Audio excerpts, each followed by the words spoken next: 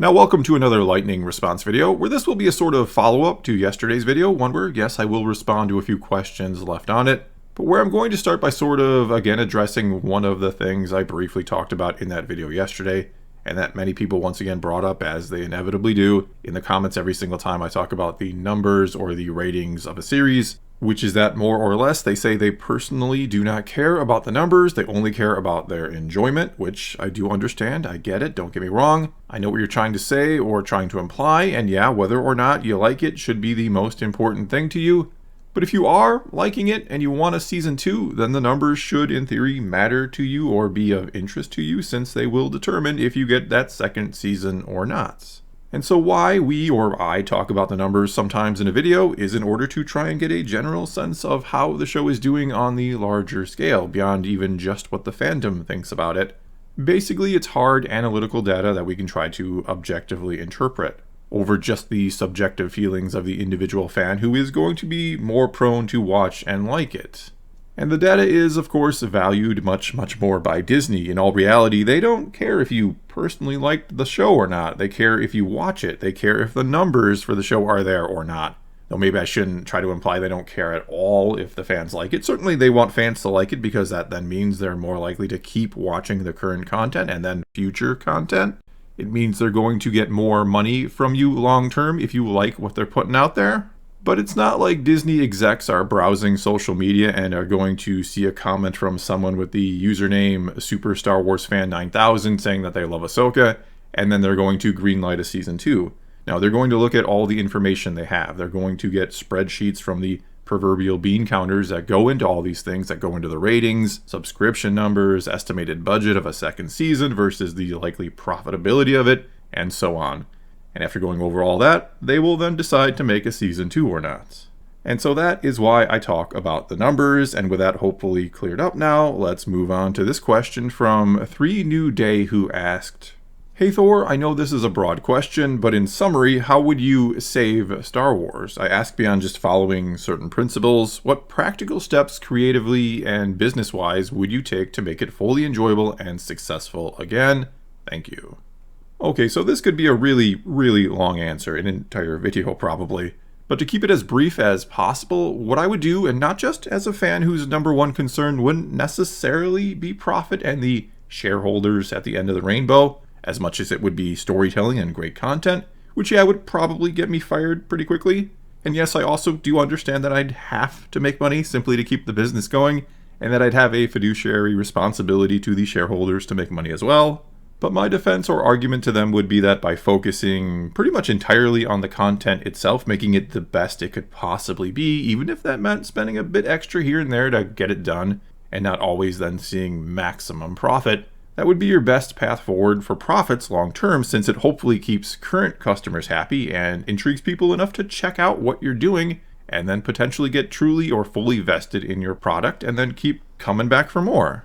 And what I'd more specifically try to do to make that happen, and again keeping it brief here, but I would go all in on the old Republic era. I would essentially canonize everything that has already been established and then carve out an entirely unexplored part of it. And since we're talking thousands and thousands of years for this time period, there is plenty of room to explore and plenty of flexibility to be had, without having to bring in characters like Revan or something, which are likely just going to cause division in the fan base over how he's used. Even if you use him extremely well, people are still going to want to give their 2 cents on how such a character is used.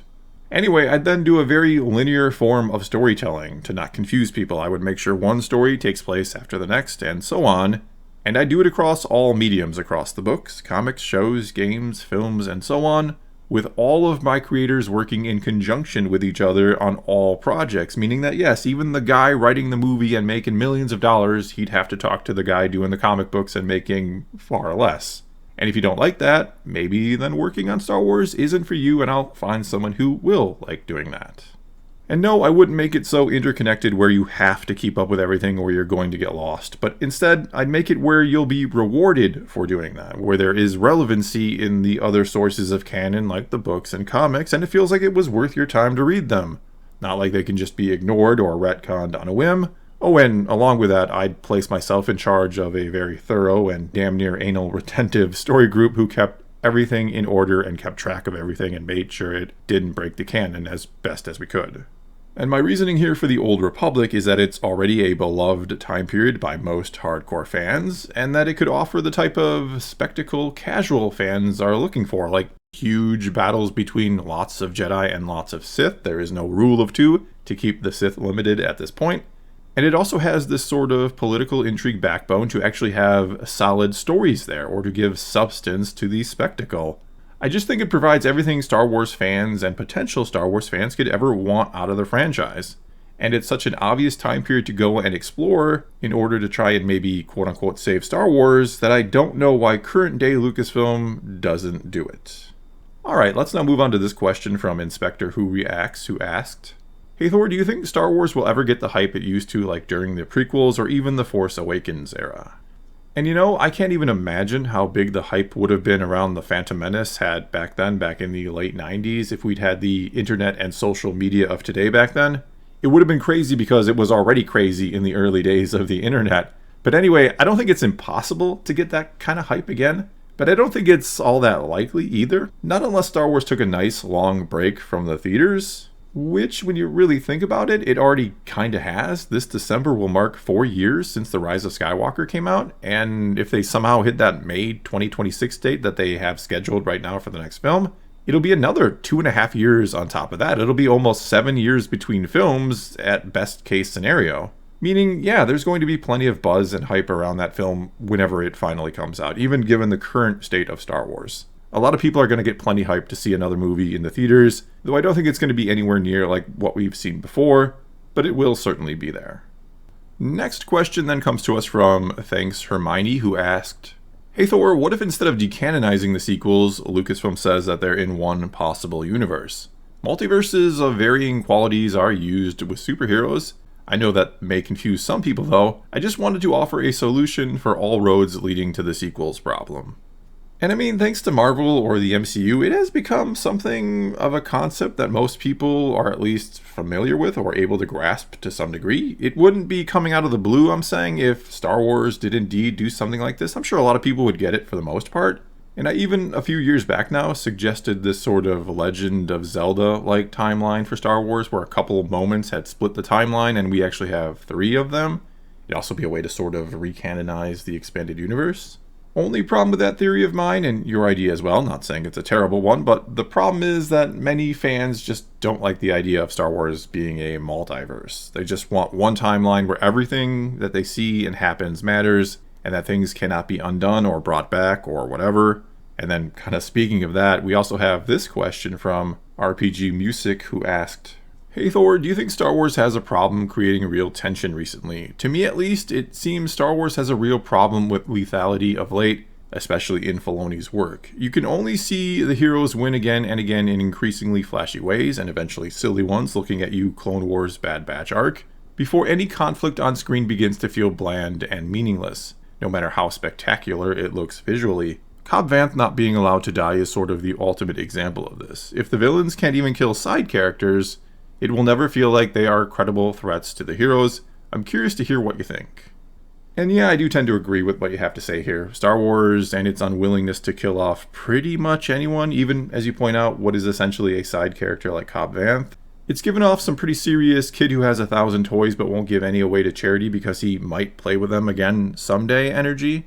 And look, I'm not saying Star Wars has to go full Game of Thrones or anything like that. Though a Game of Thrones style show set in the Old Republic with all new characters, where characters did quite often perish, would be kind of amazing. But anyway, no, it doesn't have to go full on Game of Thrones where no character is ever safe, where literally pretty much any character could die at any moment. But it does need to lean towards that at least a little bit, I think. I have to feel like a character could potentially die at the very least. Especially when one gets stabbed with a lightsaber. I don't want to think there's a good chance they will live. I want to think there's a good chance they are going to die. And as I argued in a video the other day, what I think one of the best things the Ahsoka series could do in the finale is to kill off one of these big characters, like a Sabine or an Ezra, or even shock us by killing Thrawn. That would be a twist we not only would never see coming, but I don't believe they would ever do it in a million years. Which is what would make it perfect, that it would help break this belief that we have certain characters with impenetrable plot armor. Or better yet, I think to help sell Thrawn as a genuine threat, especially to those, again, who do not know this character, I think you have him kill Ezra. I mean, so many are already wondering why he hasn't killed him, especially when you have Night Sisters who can pinpoint Force users. So have him kill off Ezra with a brilliant strategy that also sees Sabine and Ahsoka stuck in the other galaxy. And I know, most are really enjoying Ezra in this so far. They think he is a highlight, at least I do. They think he has been pretty much perfectly cast, and Iman Esfandi is nailing it right now, again, in my opinion. But that would make it extra painful if he did die. It would hammer home the objective mistakes Sabine made coming to save him like this. That she risked everything and lost. That's how you convince us that not everything is going to happen exactly as we predict. That's how you create tension again, as well as create one hell of an antagonist going forward with Thrawn. But no, I really don't see them actually doing anything like that. The most quote-unquote shocking thing that I think will happen is Ezra, Sabine, and Ahsoka getting stuck in the other galaxy while Thrawn goes home, and they will be stuck there with Baylan, and then him and whatever is out there that he's looking for. That could be what Season 2 is all about, them having to face Baylan and this other thing. And if that sounds pretty cool to you, then yeah, you should probably care about those numbers or the ratings for this series. But anyway, that is all I got for you this time. Now it's your turn to take to the comments below and weigh in on any of these topics I addressed or questions I answered, especially the what would you do to save Star Wars question. I would love to hear people's thoughts on this one. I would love to possibly do a whole video just kind of going into what people think should be done with Star Wars right now. Or of course you can ask a question for a future lightning response video. Just start your comment off with "Hey Thor" and then ask away. But whatever you choose to do, leave a comment below. Let's talk some Star Wars. And until next time, thanks for watching.